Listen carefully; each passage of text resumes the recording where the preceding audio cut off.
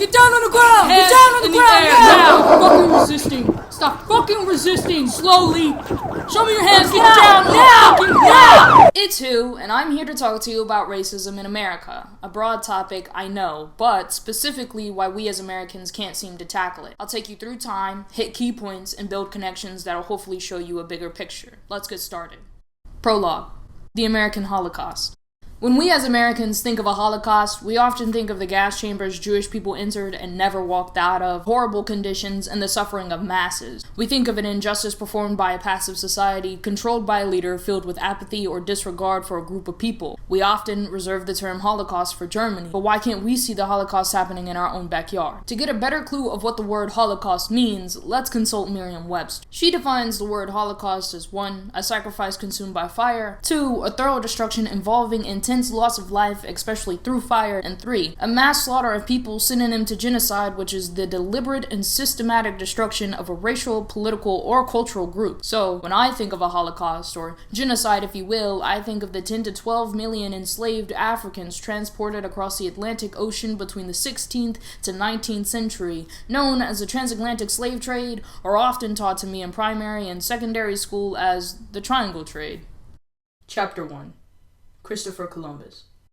To trace the origins of the transatlantic slave trade and better understand racism today, we have to find the root, and to do that we need to take a look at the infamous Christopher Columbus. His voyage commenced to find new routes which allowed him to bring silks and spices to his king and queen, and as promised, he gained riches and titles. His voyage led to the exploitation, slavery, and murder of what he called docile natives. Classification.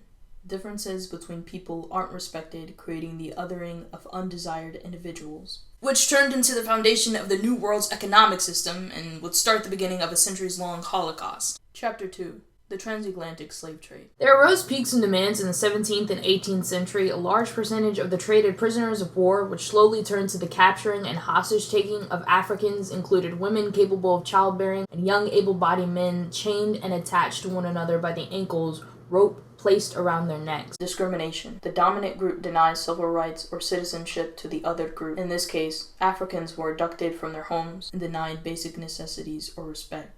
In the 18th century, where nearly 3/5 of the slave trade took place, 10 to 15% of the hostages died during transport, and of those percentages, 15 to 25% died on ships, where Africans were chained together and tightly packed, causing intolerable heat conditions, low oxygen levels for weeks or several months at a time. And if they died or became infected with sickness and thrown overboard, sharks, often following the boat, the captain would collect insurance. Dehumanization.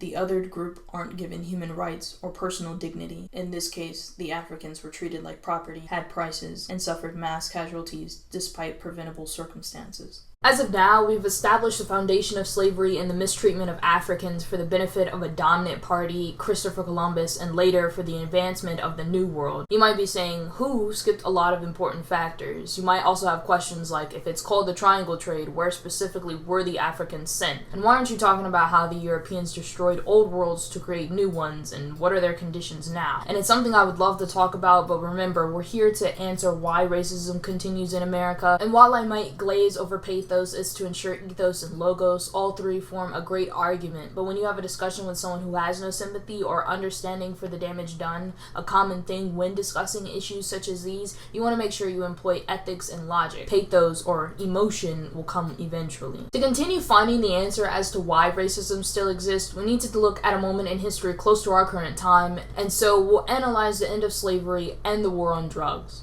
Chapter 3. The End of Slavery.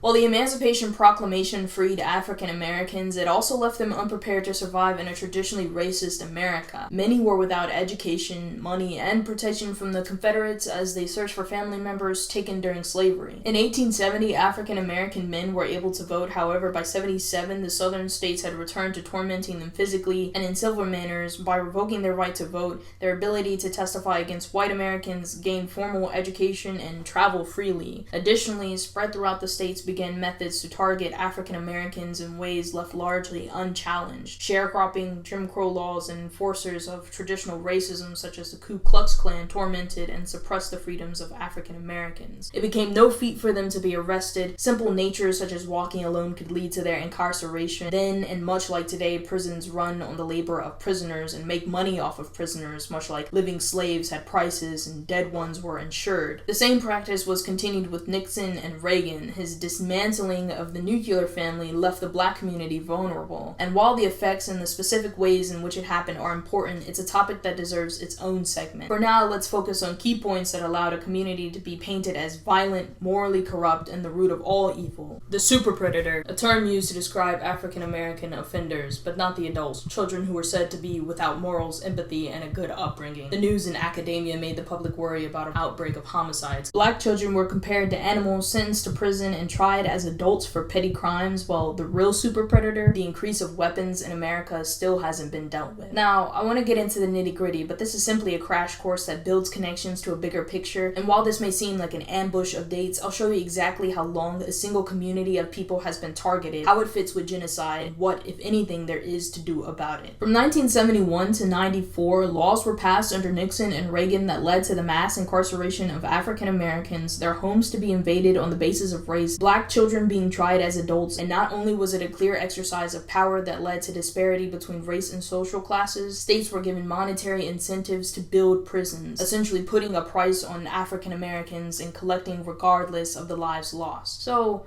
why did Nixon declare a war on drugs? His domestic policy advisor confirms that the war on drugs was racially motivated and a way to criminalize African Americans and the anti-war left. He said, "We knew we couldn't make it illegal to be either against the war or blacks, but by getting the public to associate the hippies with marijuana and blacks with heroin and then criminalizing them both heavily, we could disrupt these communities. We could arrest their leaders, raid their homes, break up their meetings, and vilify them night after night in the evening news." Did we know we were lying about the drugs? Of course we did. From the declaration of the war on drugs in 71 to the Fair Sentencing Act in 2010 and beyond, Nixon and Reagan furthered the genocide of African Americans. The massacres might not be the burning of flesh, but it takes the shapes of doctors who ignore the pain of black women in comparison to their white counterparts who suffer the same pain, the stigma placed at black individuals who suffer from mental illnesses, the officers who systematically kill black individuals, the courts who unjustly imprison black individuals and or sentence them to serve longer terms for the same crime of their white counterpart, and last but not least, voices of white Americans that debate the validity of trauma for black Americans or when faced with an injustice say nothing at all. I want to be clear when I say Nixon's war effectively villainized and destabilized a community with centuries of various injustices performed on them for the sake of power, much like Christopher Columbus and much like Hitler. In the next chapter, we'll be discussing the present day, answering the question of why racism still exists, and reaching a conclusion based on everything we've talked about so far.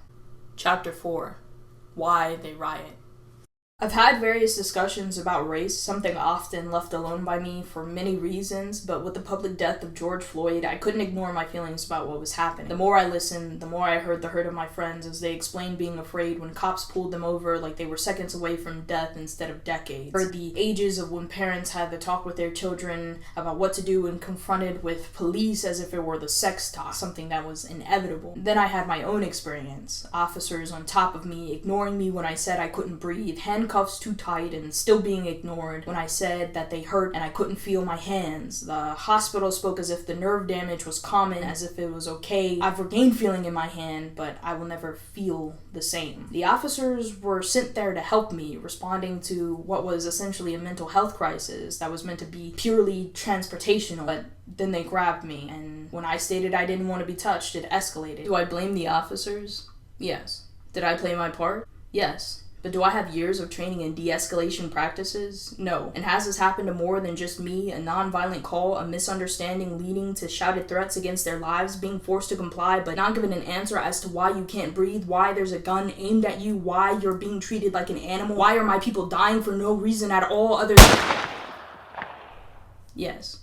Sometimes I wonder what my life will be traded for, how much I cost in the eyes of any officer getting away with my murder, how many people will put the blame at my feet, never understanding exactly how the odds were already stacked against me. Sometimes I wonder if you have to wonder too. So when George Floyd came and people were rioting and I was asked, why do they riot? My response can only ever be, George Floyd was brought to the ground with a knee on his neck for 9 minutes and 29 seconds for possibly having a counterfeit bill. A man's life was traded for $20 and 21 years of prison was the bargain for it. Emmett Till was 14 when he was torn from his home, tortured and murdered in 1955. The men who confessed to killing him were acquitted, and Carolyn Bryant, the reason the men were after Emmett, recanted her story about the boy making sexual advances. He'd be 81 today, not even 10 years older than my grandmother. Alton Sterling was shot in 2016 while 2 officers held him down, and of the 2 officers involved in the homicide, neither faced criminal charges. And so when asked why they riot, why they burn buildings or hold protests or still mention things that happened in the past, I'll remind you Emmett Till's death was one of 4,000 at the time, which led to the civil rights movement, where water from fire hydrants were sprayed on them while they were beaten with batons, where dogs bit into them as they peacefully congregated. Alton Sterling is one drop in the sea of blood from black bodies, and protests and gatherings were peaceful despite the brutal way he died. And George Floyd was a dam that broke, was the man on TV with a knee on his neck, the one of many with not enough time served by the officers who killed them, showing just how much worth black bodies have in the current society. They riot because they're tired. They riot because black has been peaceful. They riot because grandparents and parents in their 40s still remember white hoods and what the fear of someone breaking into your home to kill you feels like. They riot because when the founding fathers got tired of England, they went to war. And this is the repetition of history, the extermination, the denial of a Holocaust that's happening right in front of us. So when I think of a Holocaust, or genocide, if you will, I think of the blood spilt from black bodies in the name of racism that is just capitalism and greed under a different name, sold under the blanket of tradition. The reason racism still exists is that ending it would cost too much. It's our foundation. And if we tear down the house, if we start accepting our Holocaust, we also have to deal with the blood on our hands. Hands in the air, now! Now! We could disrupt their homes, vilify them, arrest their leaders, break up their meetings, vilify them, after disrupting these communities. Did we know we were lying about the drugs?